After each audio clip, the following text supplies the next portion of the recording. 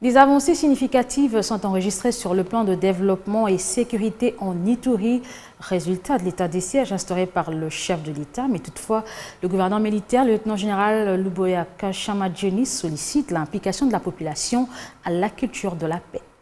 Plusieurs actions sont à mettre dans l'actif de l'administration militaire de l'Ituri depuis l'instauration de l'état de siège dans cette province par le chef de l'État, Félix Antoine Tshisekedi Tshilombo. Il s'agit notamment de la réouverture des axes routiers d'intérêt économique, la stabilisation. Plus de 600 000 habitants sont déjà retournés dans leur milieu d'origine. Ces zones jadis sous contrôle de groupes armés. En plus, la modernisation de la voirie urbaine et autres.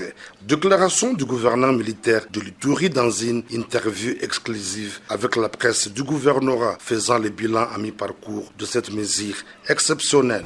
Beaucoup de choses ont évolué, notamment nous avons remis des populations sur l'axe sur la RN27, sur l'axe Bunia-Komanda, là où les populations s'étaient déplacées.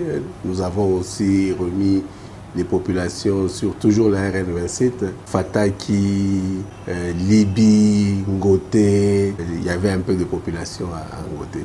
Et donc nous avons aussi remis des populations à Bambou aujourd'hui, à Kobu.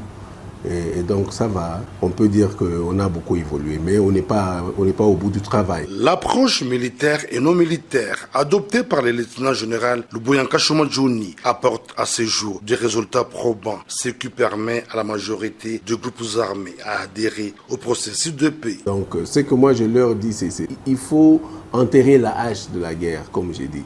Il faut que les gens se pardonnent. Nous avons des piliers tels que le dialogue, et la justice transitionnelle. Et la justice transitionnelle, c'est justement ce qui va, n'est-ce pas, encore faire consolider ou renouer les liens entre les communautés. Et donc c'est ce que nous demandons. Les communautés doivent se parler, ils doivent se pardonner, ils doivent voir comment est-ce qu'ils vont évoluer et ils vont aller de l'avant. La stratégie de la gestion sécuritaire et de développement initiée par le lieutenant-général Luboyaka Chamadjeni mérite d'être encouragée par des personnes soucieuses de l'avenir de cette province à potentialité énorme.